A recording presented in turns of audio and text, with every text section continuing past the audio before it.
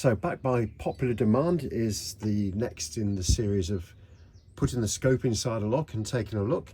This particular lock is the ERA Fortress Classic, and it has the concealed curtain, a barrel and curtain. If you look there, you cannot see any evidence of there being a curtain until you put a tool inside there and start to rotate it.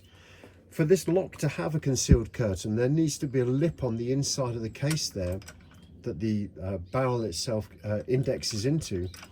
And when you look at the key for this particular lock, you can see that you have a little cutout on either side there, and that is so that when you put the key in, it doesn't foul on that internal ward, if you like. And that internal ward can cause problems when it comes to picking this or even opening this lock. Basically, a pin and cam tool won't work in here because it doesn't have those cutouts, so it will not rotate round and allow you to get the open. So what can we do to open this?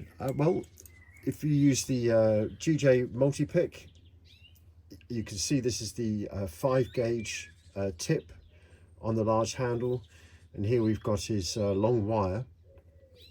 What this allows you to do is put this pick inside, and then this little post here picks the curtain up.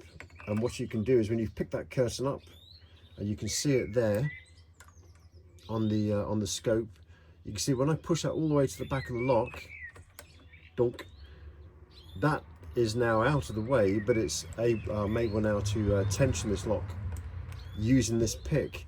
What you will also see is here is that internal ward that I'm talking about. It's a little strip of metal there that this actual barrel is sleeved over, and you've got pretty much the same on the other side as well. And then of course here we've got the lever heels waiting to be picked. So what I'm going to do is I'm going to put the long wire inside.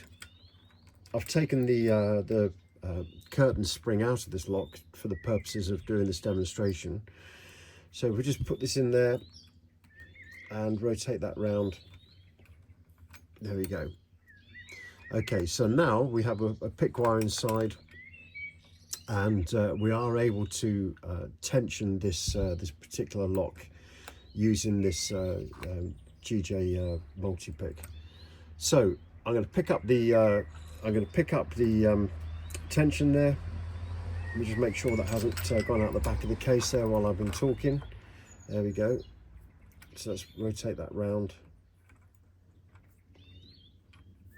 And what you have to be very careful of here is that the wire doesn't get caught on that ward as it goes round, and also this little tip there doesn't get caught either.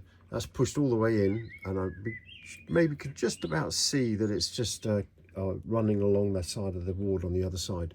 So I'm going to pick the tension up, and in classic Fortress style, you can see that we are ever so slightly fouling the underside of those levers. It's not too bad, so I don't need to excessively corkscrew my way through this lock, but you can see that it is a little bit tight. Now the first thing you'll notice is I can get under 5, 4, 3, 2 quite easily, but because of this ward here, this pick is not going to go all the way back and allow me to get underneath lever 1 there, which is the big problem when people are picking these locks.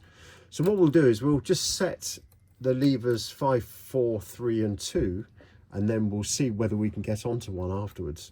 So all the way in, let's lift 5 up. Look at all the slop inside this lock, there's lots of it. The pick wire there is going behind that lever, which is not unusual. So lift that up. It's very, very sticky inside this lock. So that's up. Let's go underneath lever 4, lift that up. Very gentle lifts here until the lever frees off. Pull back underneath 3, lift that up. There we go. That's so effectively I think those 3 are set. Let's go under 2. Gently does it. Up it goes. There we go. I think 2 might be set. And now, if I pull the wire all the way back, you can see I can't actually get underneath lever 1. But what I can do is I can lift the pick out of this channel here, and I can angle it right the way over. So it's well as an angle there, and just the tip of that wire now will maybe just catch that lever enough to be able to lift it. There we go, that's been lifted up. I've felt that go into a gate. Now this little hack, if you like, will only work if that lever is lower or the same height as the next one in. If it needs to be lifted much higher, then I don't think it's going to work. But anyway, we'll just set this second lever 2. Let's go back through. 5, 4, 3. Come on, in you go.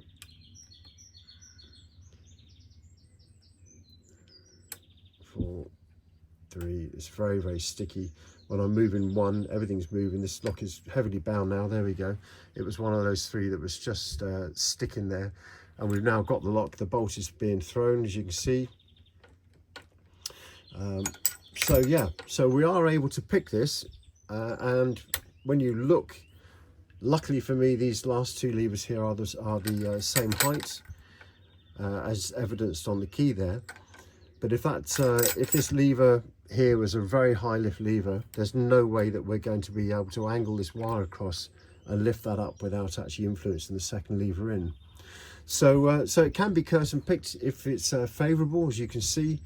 Maybe a wire could be slightly kinked to get around that corner and be able to lift that.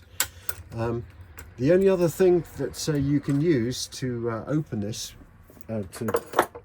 reliably open this, is the GJ decoder, because when you pop that into this lock, let's just pop it in there, that'll actually go round the corner and it will take a reading off that first lever. You can see the first lever there is just moving, so you can actually take a reading using this tool on this lock, and then you can build a makeup key, which will the GJ makeup key for this particular lock, if I can find it on my bench, here we go.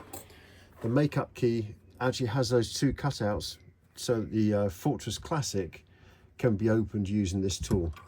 So if we pop that in there and if we turn it round, there we go, you can just see that key now is working its way past that that internal ward there that supports the barrel and curtain inside the lock case.